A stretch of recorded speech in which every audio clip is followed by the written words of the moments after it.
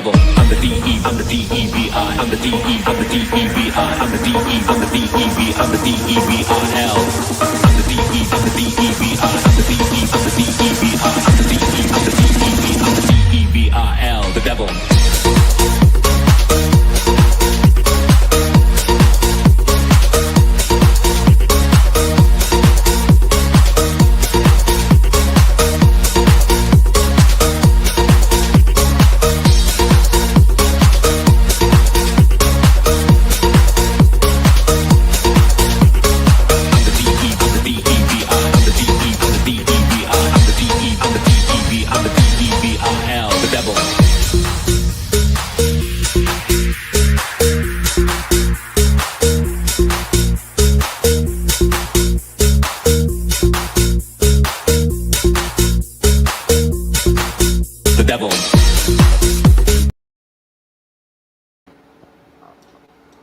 Oh, yes. Yes. Good evening, everybody, and welcome back to The Final Word with MattyB here on the It's a Wrap Sports Network.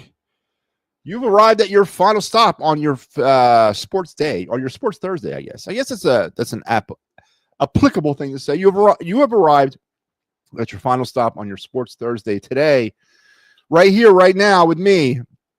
And it's also our final show of the week, our broadcast finale of this week that was extremely active, extremely controversial, but I maintain I didn't take a controversial stance to a lot of the stuff that went down this week, and I'll explain more later on in the program. But it's great for you guys to be back here for our listen, we've done 5 episodes this week, and we haven't done 5 episodes in a hot minute due to other obligations that I've had to do over the past month and a half or so. So it's great to be back and to do a 5-episode week. Absolutely, to grow the algorithm for us. So welcome back. Welcome to the program. Welcome to the It's a Wrap Sports Network. And if you have not noticed the little scrolly thing underneath of you, you need to right now because we are on all of your major social media platforms. So please like, subscribe, share, and crush the bell. Do all those things that the kids like to do and what the kids say, and help us grow this network here every day. So great to be here, man. Great to be here on this night as the Philadelphia Eagles. As well, let's back it up because I spent a lot of time in March talking about the Eagles this week. Frightfully so, they were a main subject of a topic, but it's time to pump the brakes, pull it back, and start looking outwards to the other sports news in town that's gaining steam.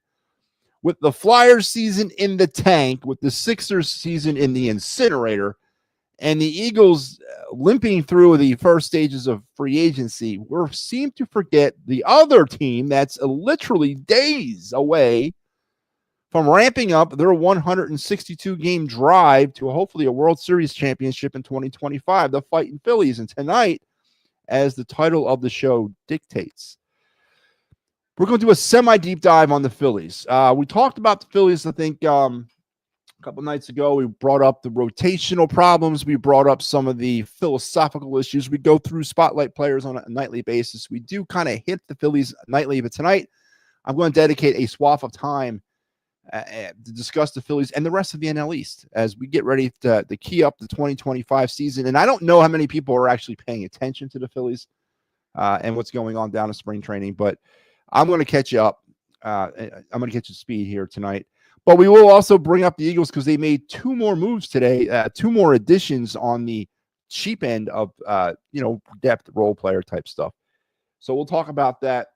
We're going to pop in on our boy Paul Skeens for the final time this week, see where he's at, the of the night segment, and then the card review. So, and of course, your day in Philadelphia sports history that we get this thing started with every single flipping day. So strap in, strap on, put your hands and feet and head inside the car at all times, and let's get it rolling here on the program with your day in Philadelphia sports history. We go back to the year 1993 for a hockey fact on this night. On this day in 93, the Flyers were at home in the Spectrum playing the LA Kings, and the game was suspended due to weather. That's right. Due to a blizzard that was hitting Philadelphia. I don't remember. But that wasn't the blizzard of 93. Was it in March? I don't remember that, but maybe it was. But on this night back in 93, a blizzard that was hitting Philadelphia broke a panel of glass on one of the concourses in the Spectrum, causing temperatures to drop, gusty winds to come in, snow to come flying into the building. Flyers and Spectacor and Comcast personnel deemed it to be unsafe and canceled the game, postponed it. The first time, I think, in NHL history, an NHL game was postponed due to weather. That's right, postponed due to weather. So the Flyers and Kings skated off the ice. Now, the Flyers and Kings would resume the game about less than a month later, with the Kings winning the game 3-1. But on this night, back in '93, we had a postponage due to weather at the Spectrum for the Flyers-Kings game. So a great fact to end up our night in Philadelphia, or day in Philadelphia sports history series of the week. Flyers and Kings game postponed. The first time in NHL history that a game was postponed due to weather. All right. So that was brought to you by the great folks here over at the It's a Wrap Sports Network that are the purveyors of such programs as The Wraparound with Sal G, a program that you can catch every Monday at 7 p.m. The Final Word with MattyB, of course, you're watching that right now, but you can also catch that every Sunday through Thursday at 8 p.m., as well as we are getting very, very excited here because on Sunday, March the 23rd at 11 a.m., we will be here, the Fightin's Final Crew, for the 2025 season preview of the Philadelphia Phillies. The Fightin's Final is back for season number 4, and it all starts on Sunday, March 23rd. Make sure you're here for that. And right after the game tonight, the Flyers who are playing right now, I think it's 1-1 at the end of the first. After the Flyers game, Mike Laro will have you for the Clear the Ice program right after the game. I believe this is the right graphic. Yes, it is. So Mike Laro will finish out this week, and then we have a full slate of games next week, a hell of a schedule for the Flyers next week as they mercifully try to get to the end of the season. So all those great things that we do here on the network, make sure you're checking it out. We're growing things by the day. It doesn't seem like it, but we are. All right, let's talk about some of the Eagles highlights of the day. The Eagles did sign 2 different players. Cornerback Adoree Jackson from the Giants signed a contract with the Eagles, a 1-year deal. Has 82 career games between the Giants and the Jaguars, was selected by the Jaguars, I believe, with the 13th overall pick back in 2022. 18th overall pick, sorry. 18th overall pick. 61 passes defended, 61 forced fumbles, or six forced fumbles, 61 passes defended, 404 tackles, 6 interceptions. Definitely fills the need left by, I don't know necessarily by Slay, but definitely the need left by Isaiah Rodgers' departure. So the Eagles are doing it. I mean, we've talked about it on the program. I'm not critical of the moves that Howie's making. I'm actually in favor of them. I think they're really good moves. So the Eagles are now going back through trying to do what Howie did last year by capturing lightning in the bottle, by signing kind of for the cheap free agents and trying to add some depth to go along with a supposedly solid young up and rising core. Eagles also signed Chiefs free agent linebacker Josiah Uche today to a 1-year deal. So there's depth moves being made, and this is what it's going to be, right, for the rest of the offseason. There's no more big splash moves coming. There might be a big trade on the way. If a big move is made, it'll probably be made via trade, but the Eagles adding 2 more players to the stable to kind of sort of repair the damage that's been inflicted on them this week. So good news if you're an Eagles fan that they're starting to put players back in the nest, so to speak. Now, it is very telling around the city. It's still, and I'm going to spend about 5 minutes, 5 at the most, talking more about the Eagles and the backlash of all this week. Again, it's 2 sides of the Eagle fan base.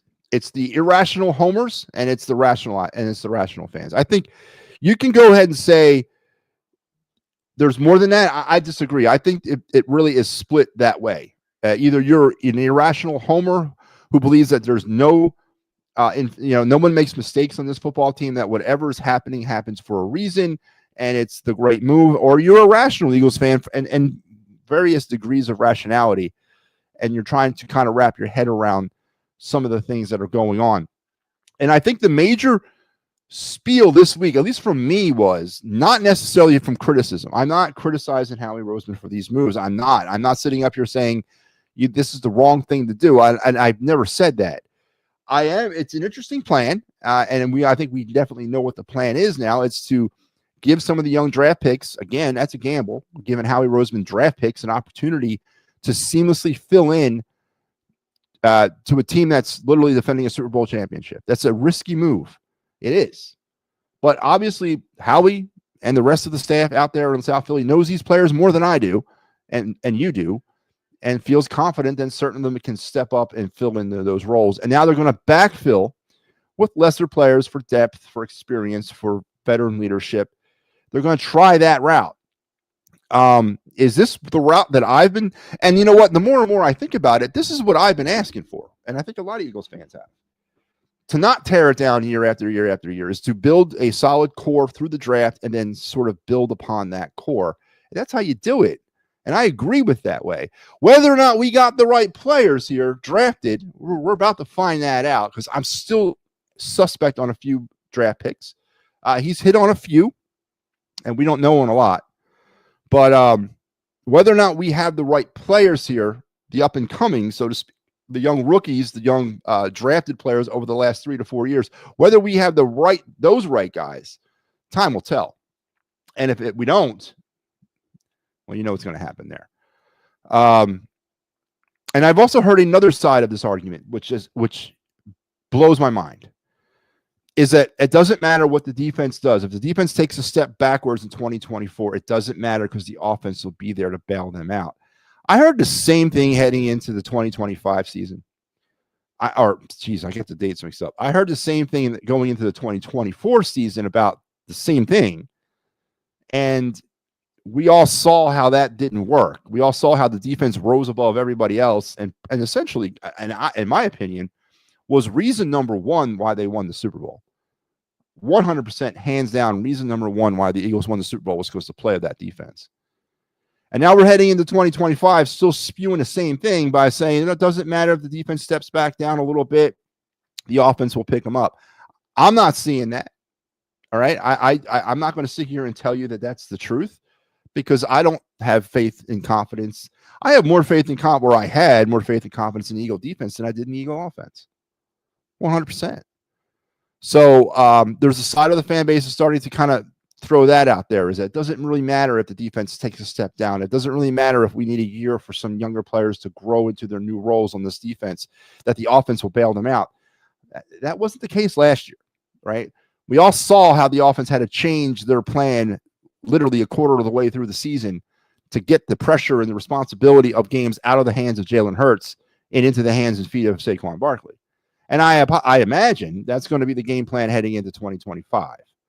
Now, if something happens to Saquon and then something, requires Jalen Hurts to actually throw the football, can Jalen Hurts, and again, I think I said this last year, can Jalen Hurts go back to back or back and forth, up and down the field, touchdown to touchdown against some of the better quarterbacks in the NFL while the defense struggles, or while the defense attempting to find itself? He couldn't do it last year, right? They went into the bye 2-2, 500. They changed the whole thing. They decided to go run heavy, and boom, they're off and running. And also with the maturation of that defense, they're off and running. So the side of the fan base, or the portion of the fan base that's starting to go down that road by saying the offense will pick up the slack for the defense, I think you really need to go back and watch the season. I think we've lost perspective and context of what happened in 2024 and how the Eagles really won this thing. To think that A.J. Brown and Jalen Hurts were the major contributors to the Eagles winning the Super Bowl is ludicrous. Right? They were like maybe 30% of the equation, actually. So you probably need to go back and rewatch the Super Bowl, or rewatch this the season, to find out the real truth. Al's checking in. Al, how are you doing? Yes, Jalen can do it. What can he do? What can he do, Big Al? Tell me what he can do. I want you to lay it out A through Z to me. Because why did the Eagles go run heavy? Why did the Eagles scrap their pass heavy offense? Do I need to go down this? Do I need to bring these numbers back out? But okay, I will. From the San Francisco 49er game in 2023 through the Tampa Bay Buccaneer game in 2024, the game before the bye, the Eagles were 3-8 under the tutelage of a pass-happy Jalen Hurts. 3-8. Jalen had thrown about 19 interceptions in that span. The Eagles changed their offensive philosophy because they did not trust their quarterback to be the elite passer that everybody else thinks he is. And it's okay that they don't. It's okay that he's just a game manager. It really is. I don't hate him. Jalen Hurts attempted. Wow, God, man, I deleted all this stuff out of here because I didn't want to have to talk about it. But Jalen Hurts attempted somewhere around 400 passes this year. 38 of them to the middle of the field.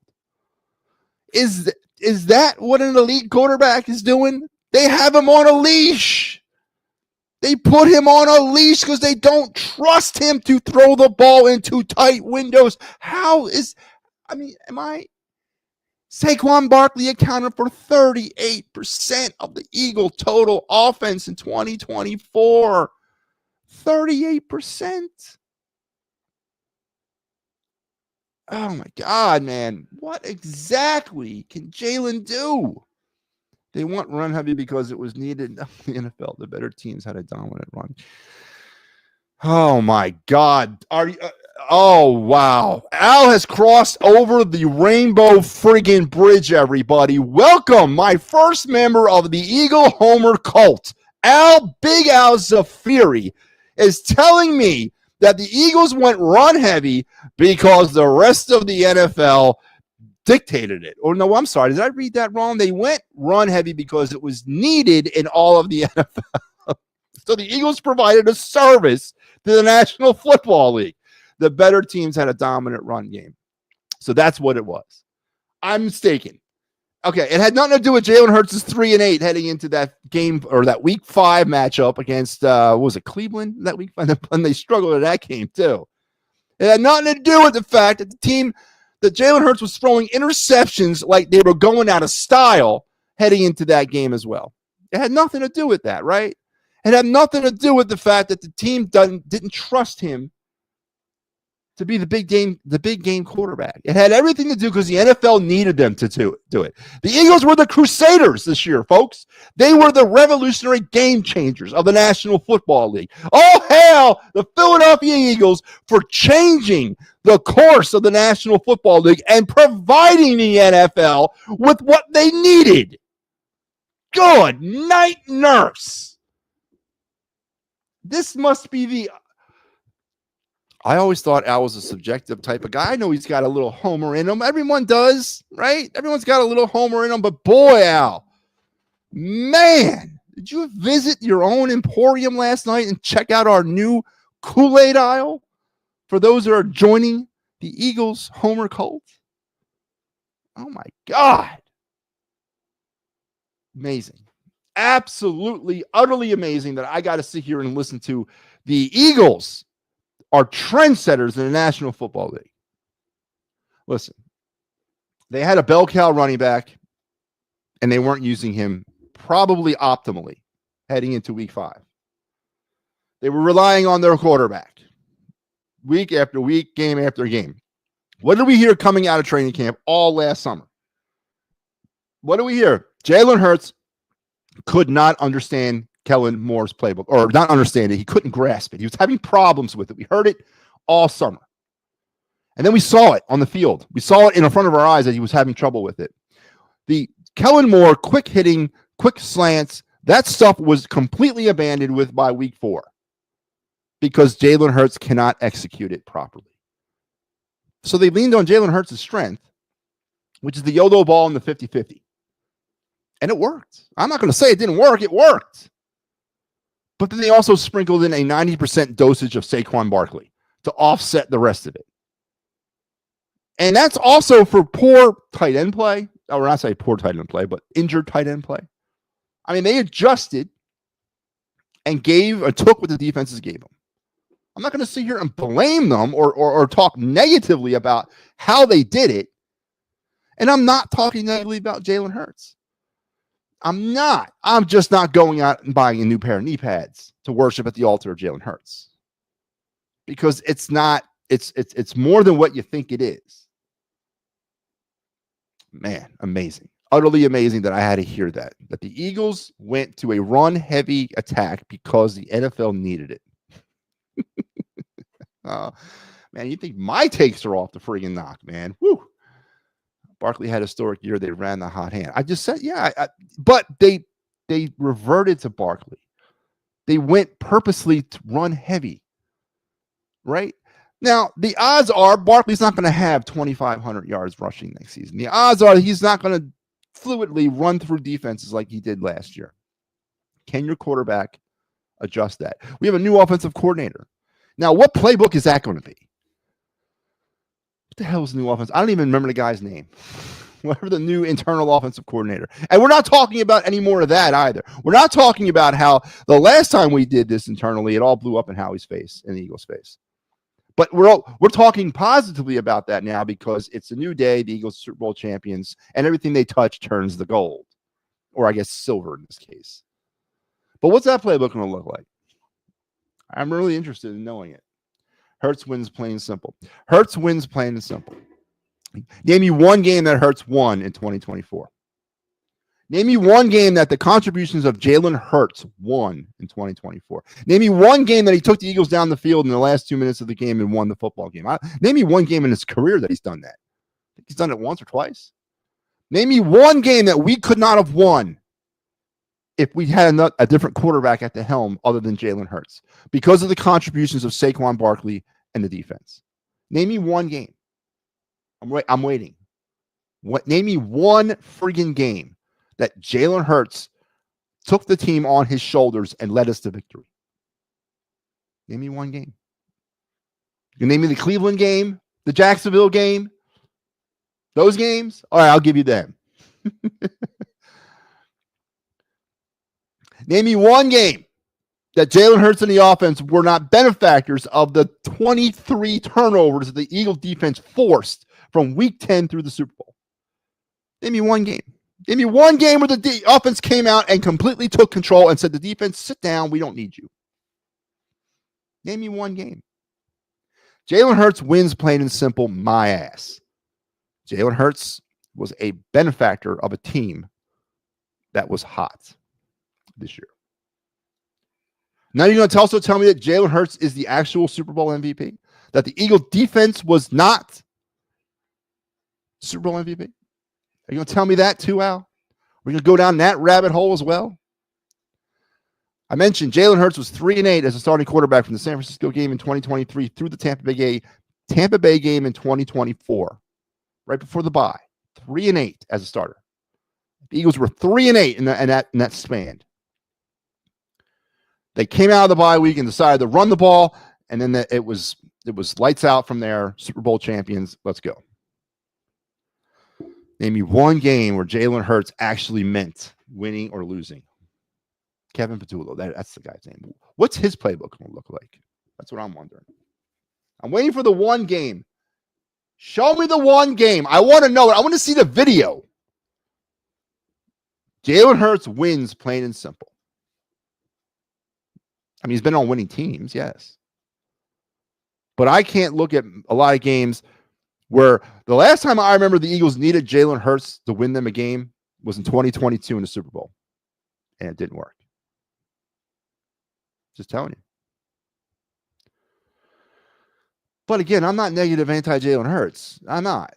I think he's a very good quarterback. I think he's an average to above average starting quarterback in this league. And I think, obviously, as a Super Bowl champion, he is a winner. And I'm going to take that part out of my tirade against him. I still think he's a quitter, but now he's a winner. So I can't say he's a loser. So he's a quitter and a game manager.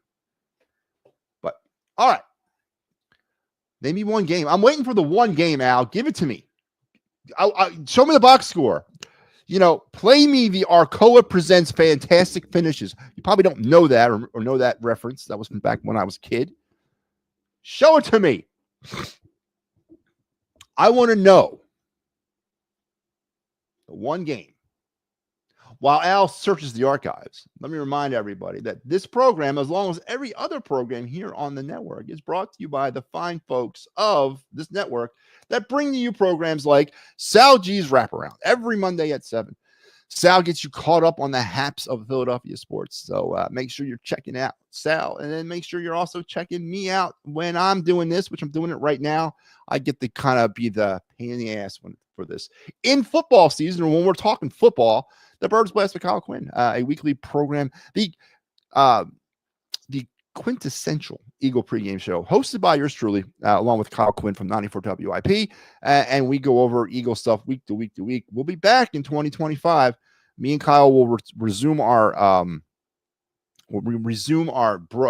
broadcasting partnership on May 1st, 2025, as we'll recap the draft and free agency. So I'm sure me and Kyle will cut up that a little bit.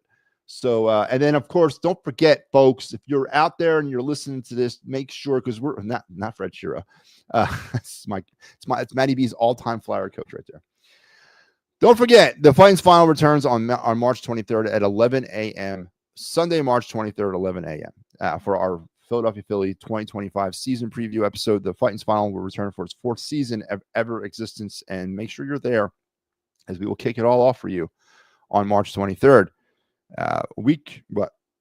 4 days before the Phillies start their season on March 27th in DC against the Nationals. So make sure you're there with us on Sunday morning, March 23rd at 11 for the Fighting's final season preview show.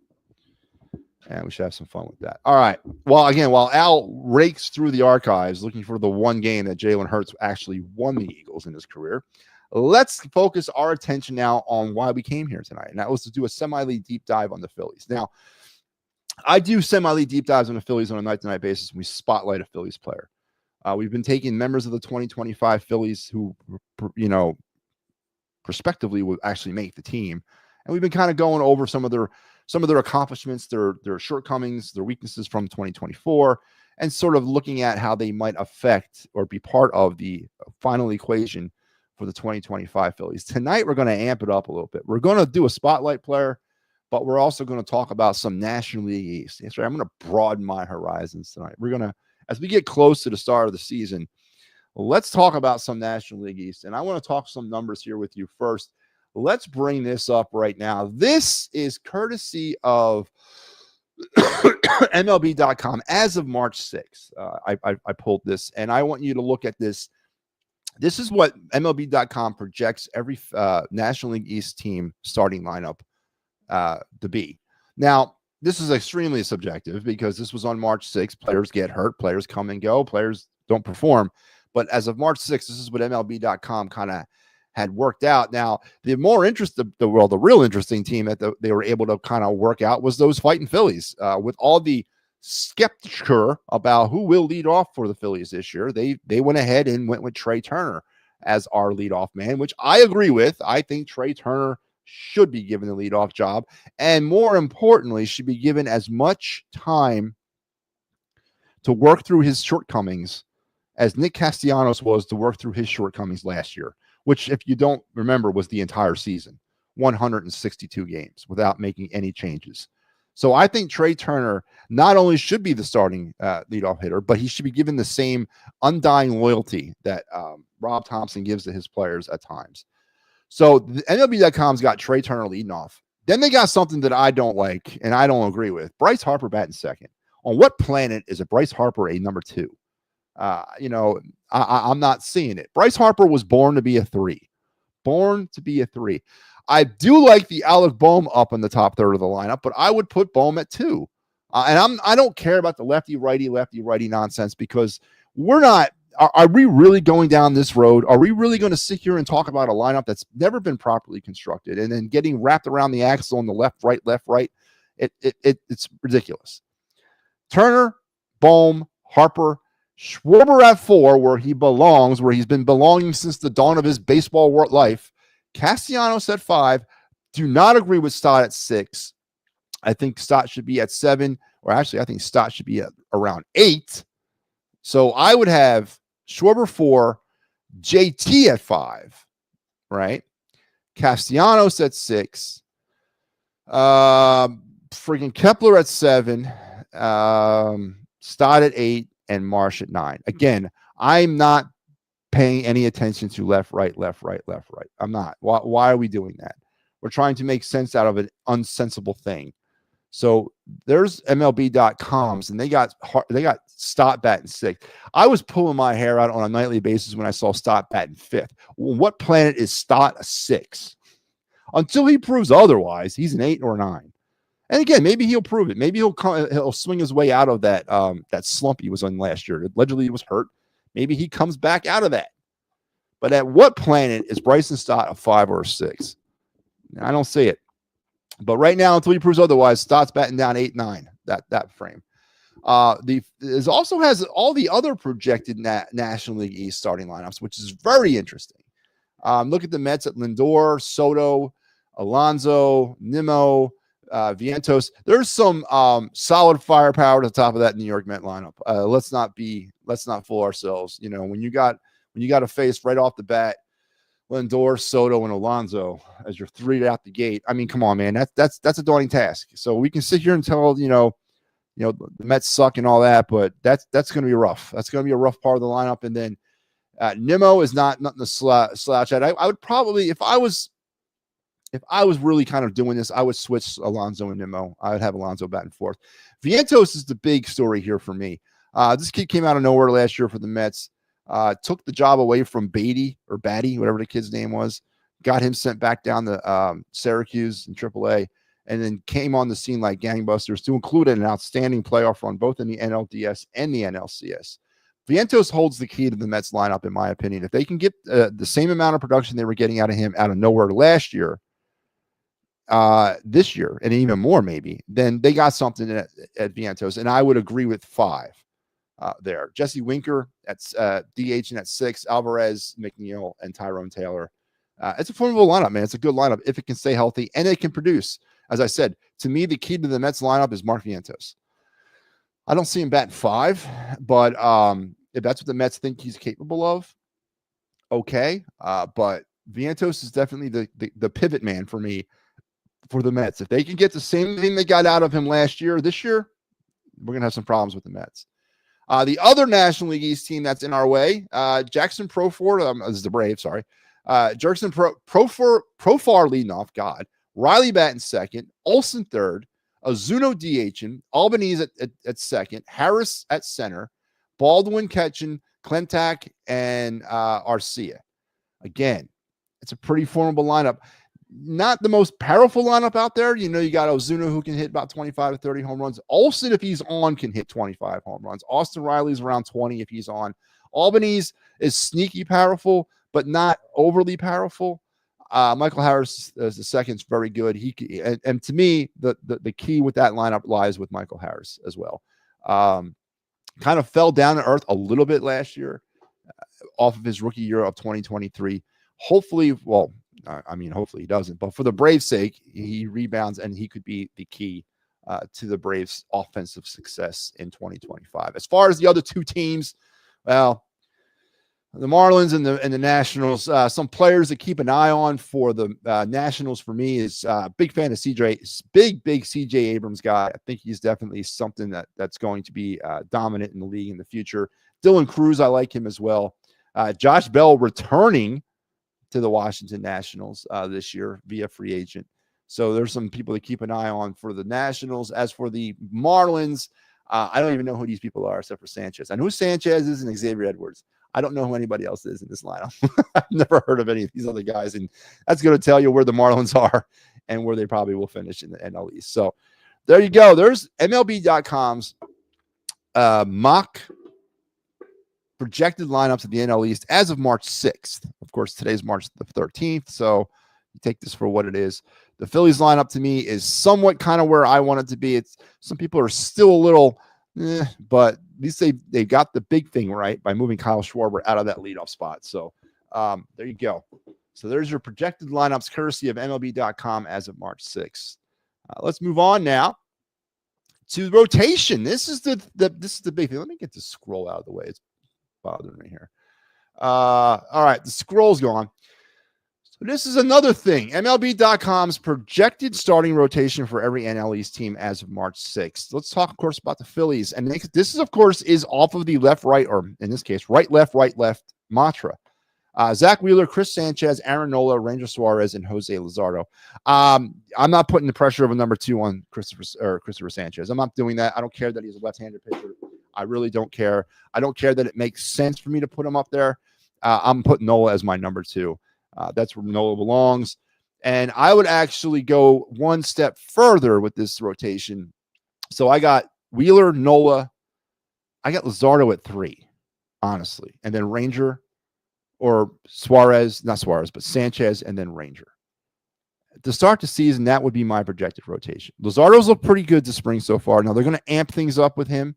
Tomorrow is spring breakout day, which for those of you who do not know what that is, tomorrow is the final day that you're going to see 95-man rosters on these teams. The Phillies are going to send all the players after tomorrow's game that are not going to make this team, essentially, back to the minor league camps.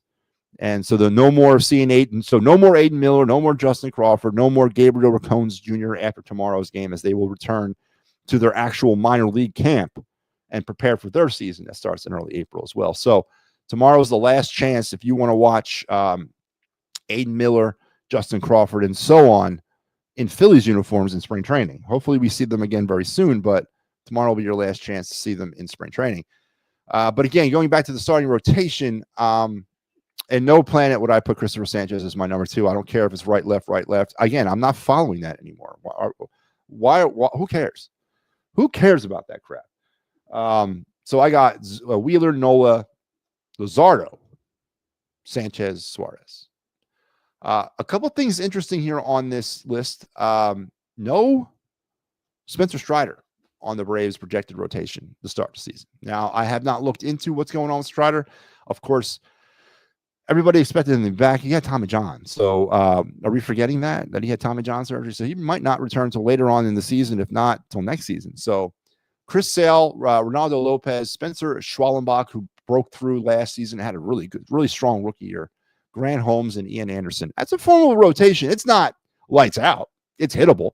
You can get to it, but it's reliable. Again, I think Spencer Schwallenbach holds the key there. Whether he can continue what he started last year or build upon that for the Braves holds the key, and they got him at that 3 spot. So I don't know. It's hittable. Without Strider in that line and that rotation, you still have a shot to get to the Braves. As far as the other teams, let's go with the Mets. If you're looking for a weakness of the Mets, it's right here. Cody Senga, Clay Holmes, David Peterson, Griffin Canning, and Paul Blackburn are the projected 5 starting pitchers for the Mets heading into the season. That's where their strength is. That's where their weakness is their pitching. It's not that good. It's mediocre to a little bit below average. If you're going to get to the Mets, you're going to get through them that way. Perhaps a lot of 7-6, 8-7 type games when you're playing the Mets this year. But they are definitely hittable. And the Mets are going to have to address that. And if the one thing that they didn't address, and it's one thing that they did not kind of really try to lock down, was that pitching as they're running out trying to get Soto and re-sign Alonso. But now they might have messed up by not really addressing that. Now they brought in Griffin Canning. He was a free agent. And I think David Peterson also. But these are lower end of rotation type of guys. They're reliable guys. They're inning eaters. They'll get the ball every 5th day. But when it comes time for October, you need more than that. You need winners. You need lockdown type guys. So not really sure about the Mets rotation, which is a good thing. Alcantara is, of course, the big news in Miami. The big story about Sandy Alcantara for me this year is who he's playing for on August 1st. I think that it's probably pretty a pretty done deal that he'll be the major name in this year's trade deadline talk will be Sandy Alcantara. And why not? Anybody who would get Alcantara for a pennant run would be definitely better off for him. He's an ace. Had a down year last year, but he had lockdown years prior to that. So depending on how his season goes, I expect him to be one of the hottest names, if not the hottest name, come trade deadline time. And then you got the Nationals who are doing what they're doing. Sorka was a pickup. Mackenzie Gore's a pickup. I mean, they went out and tried to improve themselves, but not really much there. It's the Nationals. So there you go. There's your projected rotations of the National League East. Now, this is Major League Baseball, MLB.com. Their top 10 lineups credit to this is to Anthony Castrovins. This is what he has chosen as the top 10 lineups in baseball as of March 6th. Phillies are fourth, right behind the Braves and Mets and Dodgers, which is no secret because if you're looking at the National League pecking order, this is probably it right here. I don't know about the Braves. I think the Mets have a better offensive team than the Braves, but I think the Braves have better pitching than the Mets. So I definitely believe that this is the pecking order of the National League right up here.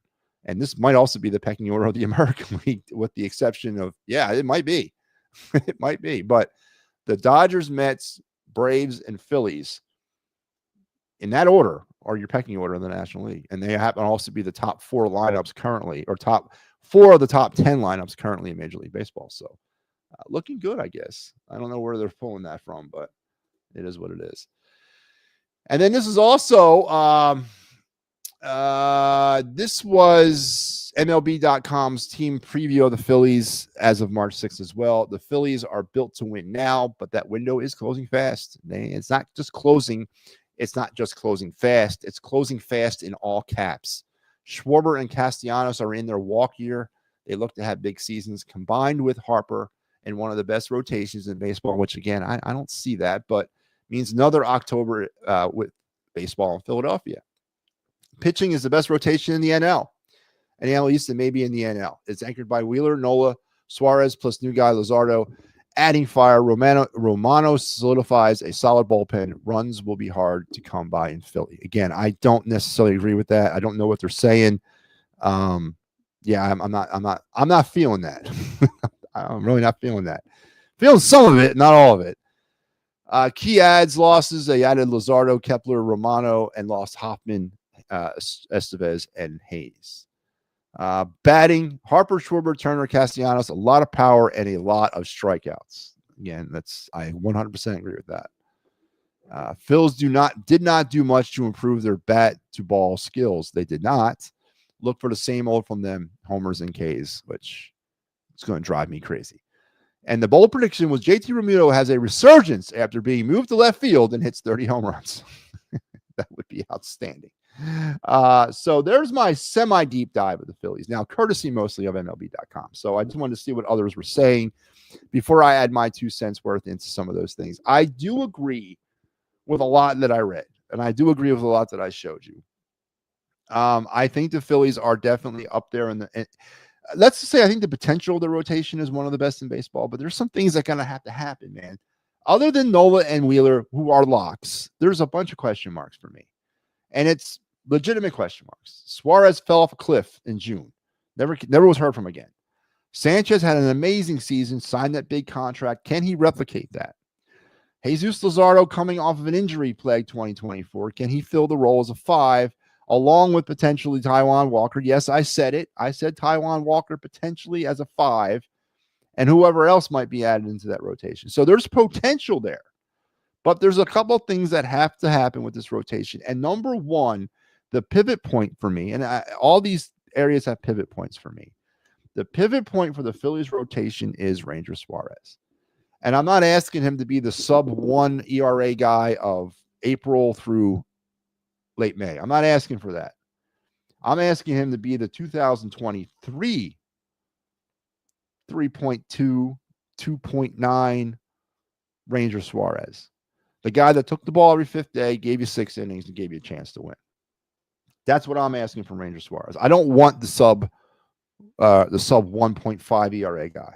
So I don't think that's ever coming back.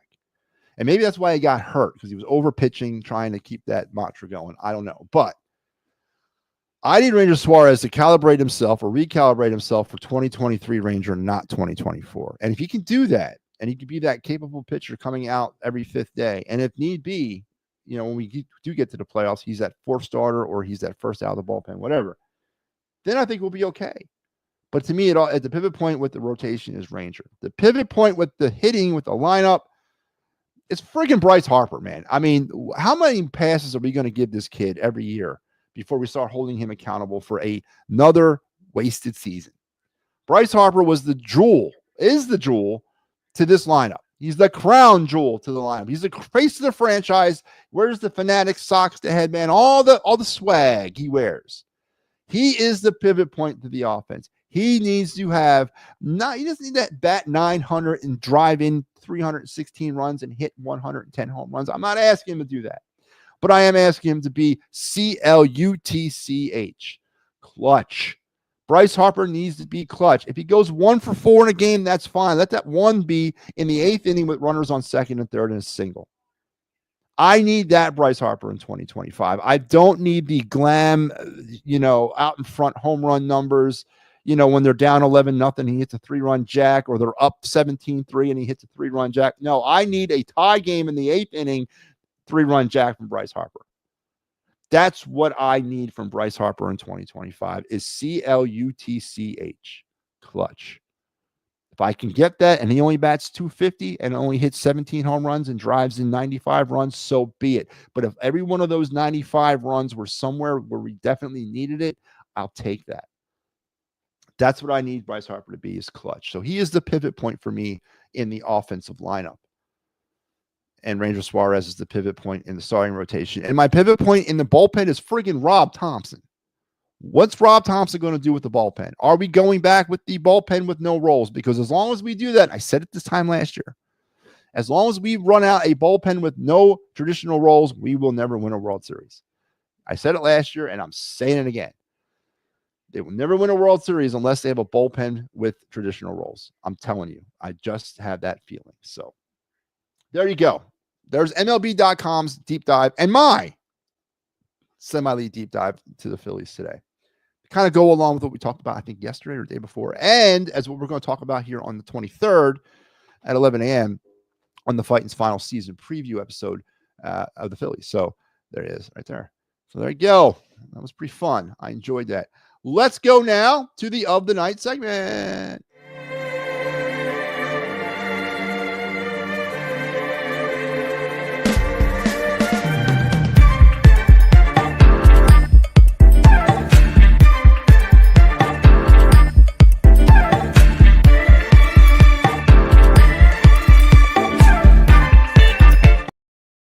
Yep. Of the Night segment, it's back, and we are going to wrap it up with another trifecta.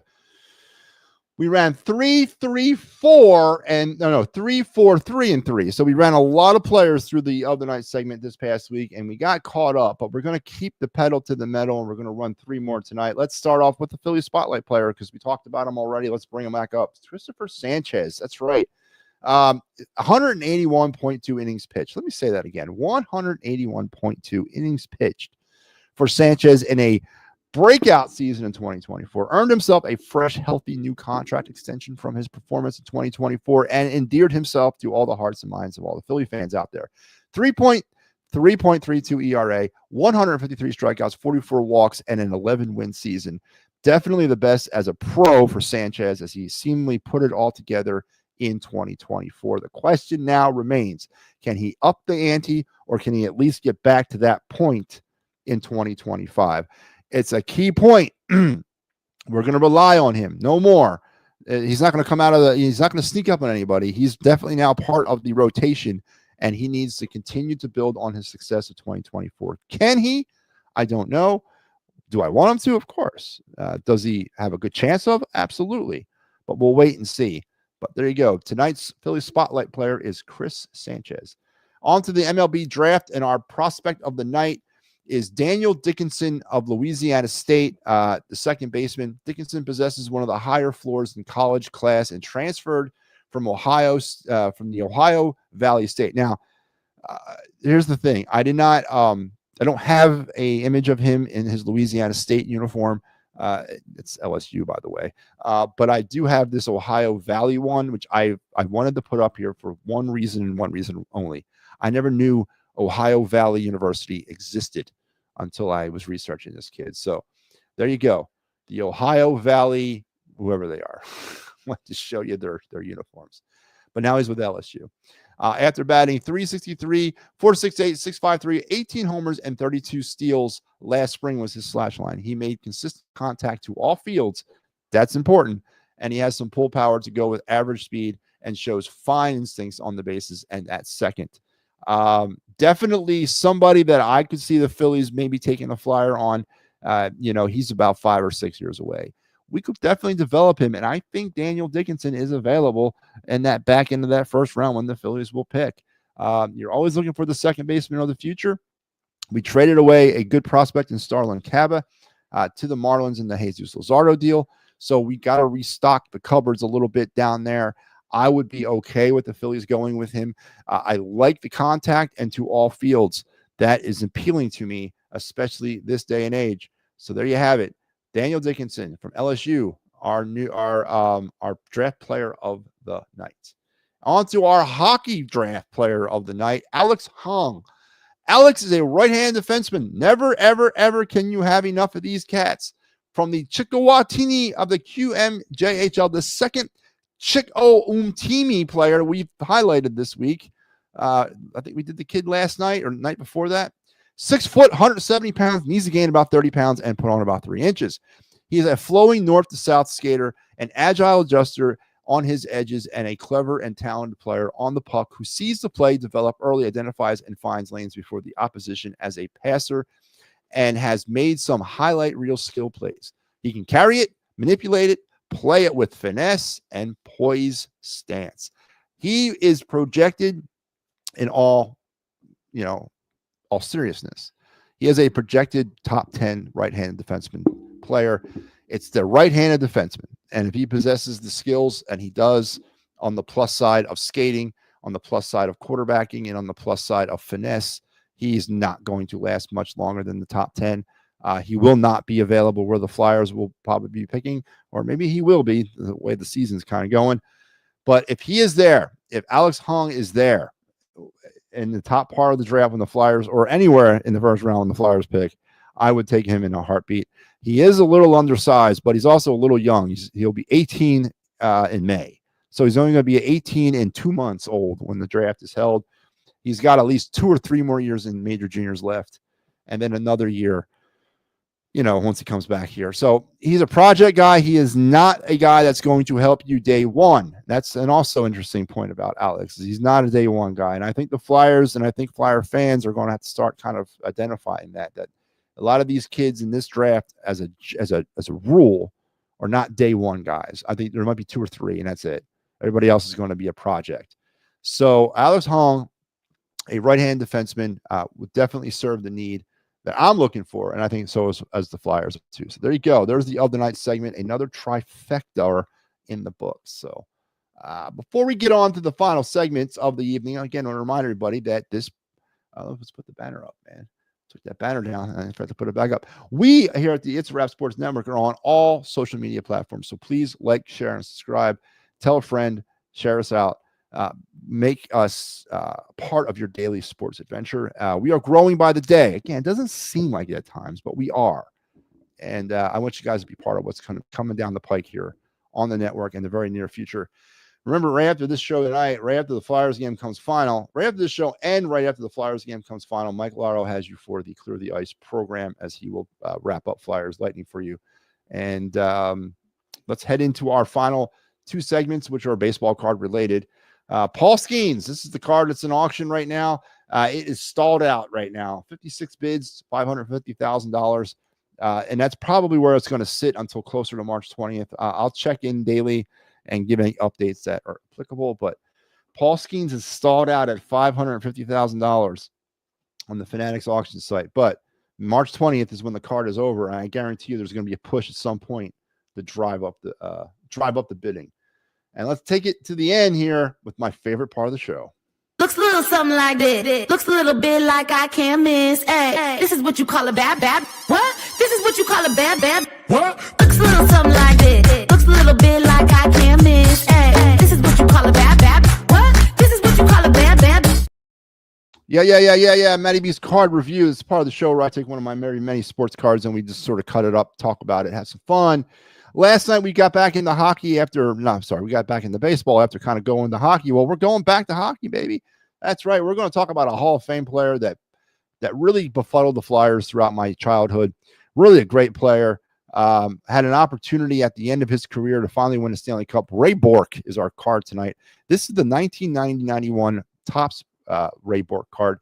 Topps, of course, was a big player in the 80s and 90s in hockey cards. They are no longer involved in hockey cards. It's Upper Deck exclusively now, for the most part. Stadium Club does some too, but there are still a lot of Topps cards floating around out there from the 80s and 90s, and this is one of the better ones. Again, he's a Hall of Fame player. Let's take a look at Ray Bork real quick. 1,612 games played, 410 goals, over almost 1,200 assists, for close to 2,000 points, and a Stanley Cup champion with the Colorado Avalanche at the back end of his career finally, and in a 2004 Hockey Hall of Fame inductee, played from 1979 to 01 in the National Hockey League, of course, over 20 years. One of the better players, better defenseman, a defenseman who rewrote the book, was part of that. When you talked about elite defensemen of the day back growing up, it was Paul Coffey, Ray Bork, Mark Howe was in that conversation.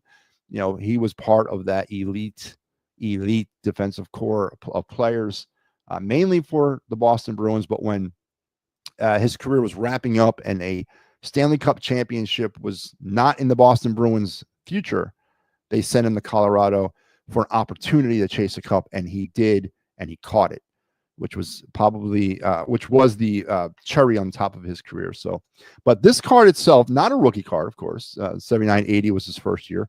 But this card's like $4 on the database, and if it's in a clean condition, which mine is, and I'm going to show you mine here in a second, $4, man. I'll take a $4 Ray Bork card, and it's a cool looking card. I love the design of the 9091 Topps, and here it is in its physical form right here. As you can see, it's pretty clean card here. So I got myself about a $4 hockey card, which, in the world of hockey cards, ain't a bad thing. But there you go. There's tonight's card of the night, Ray Bork. That's it. Ray Bork, man. We finished up with a hockey card. Woo. And that's it. That's right, folks. You've made it to the end of the week. I have made it to the end of the broadcast week, a 5 show week, which has been something that has eluded us over the past few weeks, but we were able to get it done this week. A great week in Philadelphia sports, a great week to talk about Philadelphia sports. And next week projects to be even better, because now we have the Eagles with an attempt to try to add more players. Tonight they added 2 former Giants running back, or former Giants, what was his name? Former Giants cornerback. The hell was his name? And let's talk about the former Chiefs linebacker, Joshua Uche. He was added to the Phillies. And the Eagles, he was added to the Eagles. I just had the guy up here, man. What did I do with him? And the Eagles also added former New York Giant cornerback to a 1-year deal. Let me bring him up here, man. I'm sorry. He's really that much on my mind that I forgot his name.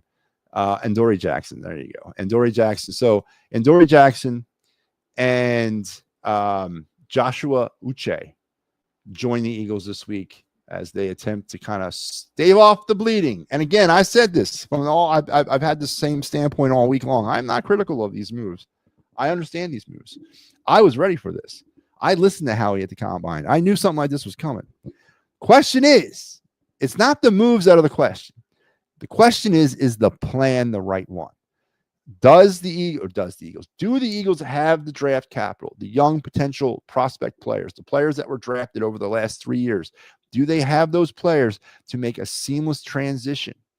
And how does the absence of Josh Sweat, Brandon Graham, Milton Williams, how does the absence of those players affect Zach Baun? Does Zach Baun benefit? Does Zach Baun have an all-pro career because of their contributions, or is Zach Baun the real deal?